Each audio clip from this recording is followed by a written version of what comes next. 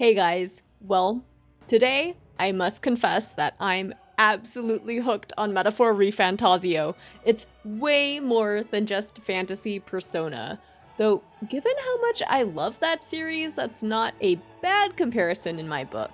I mean, real talk, I truly do think this game has massive appeal to Persona and other Mega 10 fans, but it also definitely sets itself apart as its own new thing. Again, way more than a reskinned Persona for three major reasons, but in case you somehow stumbled across this video without knowing the following information, Metaphor ReFantazio is a brand new IP from the same creative minds behind Persona 3, 4, and 5, and is now officially out on PC and Xbox as of October 11th. Though this time, instead of being set in our world like most Mega 10 games, Metaphor takes place in a unique medieval-ish fantasy world. There's a high-stakes royal tournament to win, which I'll definitely be discussing in way more detail later, but before we move on to anything else, I'd like to thank Atlus and Sega for sponsoring this video. You can check out the game with the links down in the description. Like, it's rare for me to shield this hard, but please do yourself a favor and try out the amazing and generous demo at the very least. But now, let's talk about this game's fascinating art direction. So this blend between old and modern sensibilities is gorgeous, and just really makes this fantasy setting feel unique. Metaphor not only nails the stylish UI people have come to expect from Atlus thanks to the Persona games, but also strikes this unconventional balance between old and new, which to me manages to make fantasy still feel familiar and relevant to our real everyday lives. See, in one of Metaphor's first sit-down interviews with the developers, Shigenori Sojima said he introduced some modern earthly fashion into the otherwise medieval-y fantasy aesthetics of the character designs. Also, yay, I'm glad he finally gets to experiment with something besides school uniforms for the main cast. Now, to be fair, something I've personally always liked about most Atlus IPs is how they are set in our very own world. Something director Katsura Hashino himself says was a deliberate decision of the company in order to set themselves apart from other game developers.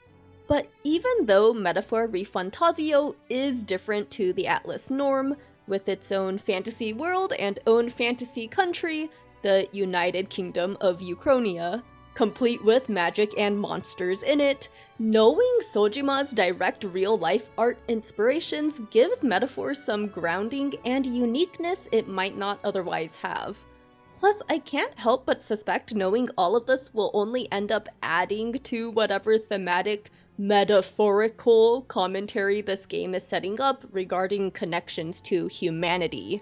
I mean, the first few minutes already inserts this IRL meta brainworm, essentially asking us, do you think fantasy can impact the real world? And presumably vice versa. Oh, do I have some theories and thoughts on this, but those will have to wait for a later date. To bring it back to Metaphor's artistic sensibilities, those of you who love the UI of the modern Persona games like Persona 5 and P3 Reload will love the avant-garde menus here. But that brings me back to the main argument of this video, that Metaphor is way more than just a Persona reskin. See, I've never been a fan of reductionist arguments. Like, sure, can it sometimes be fun to point out and meme on the obvious similarities? Yeah. But the truly unironic comparisons, guys, please. Though a comparison I can legitimately get behind is the strong characterization of Metaphor's cast given what we've come to expect from Persona. By the way, spoiler warning all the way up to the end of the prologue/demo for the rest of this particular section. So this game's first handful of hours can look like the typical modern Persona setup on paper, what with the introduction of the best bro character, i.e. Stroll is best boy and our only bud for the very first portion of the game. But slapping on this comparison and simply leaving it at that does such a huge disservice to the alterations that were made to this early party dynamic. Grius, for one. He's such a breath of fresh air. The grizzled vet feels like a natural evolution of P5's veteran Morgana, with Grius being an older adult with a different personality, of course. On this note, I really credit the writing team's ability to pull off such a genuine bond between Protag, Stroll, and Grius. As for how things turn out, well, let's just say it's not like it hasn't been done plenty of times in fiction already, yet it feels new in the context of all recent Atlas games and has been so well executed in metaphor. But this is kind of why I'm such a firm believer of the nothing is truly ever new or unique adage. And so let me reiterate, metaphor is way more than just some persona reskin. Which brings me to my third and final major reason I think you should give this game a shot. The archetype job system, and why I just love it as a metaphorical concept. Get it? Though first, I'd like to briefly comment on how the gameplay feels. I just love how smooth the real-time action transitions into the turn-based, and also how customizable the whole party is, seeing how every job/class is accessible to everyone. Just makes playing the game a lot of fun. But now let's get into my actual analysis into the archetype as an idea, and how the comparison to Persona Awakenings, with the accompanying cutscenes and all, is just a super reductionist take, since personas and archetypes actually differ a lot within the context of their respective narratives, and here goes my best attempt to explain. So personas are more an individual's own willpower manifest. Each party member has their own corresponding persona no one else on the team shares, and in general are all named/based on a single figure from fantasy, mythology, or even real-life history sometimes. Metaphor's archetypes, though, these are based more on a general ideal. So in other words, they're a bit less about a particular individual's power, and instead draw more on some kind of pre-existing collective power instead. Like, they're more a type of person or personality, one that has and always will exist in some iteration within the course of history. And yes, the way the archetypes illustrates the collective differs from how Carl Jung's collective unconscious, as well as the arcana, are reflected in Persona. In fact, I argue the entire archetype system, including combat, leans more into the concept of solidarity than any other Atlas game before. And in its simplest definition, solidarity is basically the feeling of unity and agreement between people who share the same interests, goals, and vision. And so, it's ultimately a concept that's vital in real-life activism, which metaphor captures in the Royal Tournament, or the mounting your own election campaign aspect of the game. So in contrast to the modern Persona series, P5 in particular, where the societal injustices are fought in parallel worlds, Metaphor's characters must band together and fight for change within their very own reality. In other words, they can't just leave it up to something like the metaverse or TV world. They must engage in actual political activism, amass their grassroots support, and work to get their chosen representative elected. Now, before I continue, I want to make it clear that director Katsura Hashino and the rest of Metaphor's dev team have outright stated they have no political agenda with this game. The actual intended themes, they've said, are centered around anxiety, fears, and what humanity can do to come together and change their futures on their own. Now allow me to repeat that last part. Come together and change their futures on their own. On that note, I think it's all too easy to feel discouraged and even cynical about making change in our own world. There's just so much blatant greed, corruption, an utter lack of compassion, and stagnation for so long now in seemingly all our institutions. So I get how it can be hard to know where to even start doing anything. But interestingly enough, I think Metaphor ReFantazio out of any game has the ability to give players just a taste of what it feels like to make a difference in society, which hopefully will inspire real life change. And I know this sounds pretty cheesy right now, but please hear me out. So, returning to the archetypes, they embody the general variety of human personalities, ideals, and/or professions. The point is, everybody is born with innate qualities that are heroic in their own ways. Kindness, conscientiousness, courage, ambition, different kinds of intelligence, and so many other traits that it's impossible to name them all. And director Hashino himself explains in another Metaphor interview that all people are born with these kinds of embodiments, but they're typically never awakened. But when they are, it's not like it was some kind of grand predetermined destiny, but because of interaction with other people and finding inspiration in the actions of others. As for me, I'm forever grateful for the people in my life who have supported me and nurtured my gifts, something I never want to take for granted. And Metaphor's actual mechanics only amplify this concept. Like, take the synthesis spells, for instance. They essentially combine the strengths of different archetypes into one, plus the ability to just switch to one another's archetypes in the academia alone. Well, to me, this symbolically paints this idea of I have things to learn from other people's life experiences and stories, but I also have things of value that I can teach to others too. All of these things combined are what make the archetype concept so compelling to me. It differs from the modern Persona wildcard, where gameplay-wise, you can quite easily make the protag a one-man army. Whereas Metaphor's protag has less that sets him above and beyond the other party members.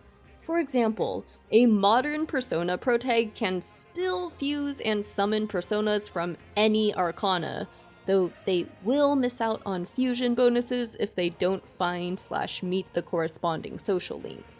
Meanwhile, Metaphor's protag can't even gain access to other archetypes at all unless he actually meets the corresponding person. Plus, it's not like he can switch between a dozen different archetypes right in the middle of a single battle. So, in other words, he has to rely on his team way more than a modern Persona protag would have to. Which, again, I argue results in better metaphorical representation of solidarity via gameplay. It's the idea that even though we come from different backgrounds and have different problems on the surface, we all experience some kind of suffering in this life. But we are stronger working together to fight discrimination and injustice, pooling our resources instead of focusing on only ourselves and our individual capabilities. And sure, on paper, Metaphor's job system is hardly unique within the scope of fantasy RPGs, but it feels a lot more symbolically meaningful in the context of this game's modernity-inspired narrative. You know, it being one big popular election. I know many of you found my channel via the huge Persona 5 socio-cultural analysis series, so I just want to say if you enjoyed P5's themes, you'll most likely enjoy Metaphors too, since they feel like a very natural extension and/or evolution of what was started there. On that note, so far I'm probably the most invested in finding out more's lore. He's definitely the most wide-eyed idealist and a reference to the real-life social philosopher, among many other things, Thomas More, who penned Utopia in the early 1500s. Now, I really don't care if this sounds kinda depressing, but of all of Metaphor's characters, the current me probably relates most to this guy, who's been trapped in this single room for who knows how long. Prior to my debilitating health and acquired disabilities in 2015, I was regularly involved in volunteering in my surrounding community, places like soup kitchens, after-school daycare/tutoring programs, and adult day centers. I used to volunteer canvass for local as well as federal officials, attended protests, showed up to town halls, and wrote to and called lawmakers. I'm grateful to have met many different kinds of people from legitimately all walks of life, like all ages, all races, all socioeconomic backgrounds, and so on. Because meeting all these people, just listening and learning from their stories, you just gain so much perspective about the world and life. I think outsiders looking in tend to assume that us more idealistic people in real life, the ones who still hope for a better future, are naive. That we are living in some fantasy utopia, so to speak. But in reality, most of us are intimately aware of how demoralizing the fight for change can be. We're the ones who experience it firsthand, actually. But we choose to celebrate the wins when we can get them. But now both my neurological disorder and all the resulting medications I take for it have destroyed my body and my brain. So about 80% of the time, I'm stuck resting at home, feeling kinda trapped like more. So believe me when I say I'm so damn grateful to Atlas and Studio Zero for allowing me to vicariously live out my old, unattainable dream/life. It's no doubt that fantasy is, for someone like me, a way to connect to the real world and real life. Covering these Atlas games from a more humanitarian lens, for lack of a better description, helps me feel like I can still make use of my gifts, that I still have a semblance of purpose in this world. And so, I want to remind you of those questions right at the very beginning of the game. Is fantasy limited to the confines of imagination? Would you call it a powerless creation? I truly hope this game might inspire someone, anyone, if it's even just one person, to overcome the anxieties in their own heart and become the change they want to see in the world. No matter how big or small that vision of solidarity might be, nor how big or small that first step is. Maybe make a new friend, or get in touch with an old one. Join a new hobby group, or volunteer at a place that's adjacent to your interests. Ultimately, it's your prerogative to decide. But yeah, I had to cut quite a bit actually because this video was taking way too long to finish. So the orchestral music analysis and further ties to solidarity and all that will have to wait for another time. But what's your favorite thing about the game so far? Let me know in the comments. I, for one, can't wait to get back to it and see how the metaphor all plays out in the end. Finally, I want to thank all my patrons and channel members for your continued support and for making this kind of thing possible. Especially my Special Fusion supporters, Big Clingy, Sam Bezjak, Francisco Santoyo Rego, M. Meownalin, Malcolm Lowry, Peter Shepard, Andy, Jimmy Tapiz, and Frank Sasaki.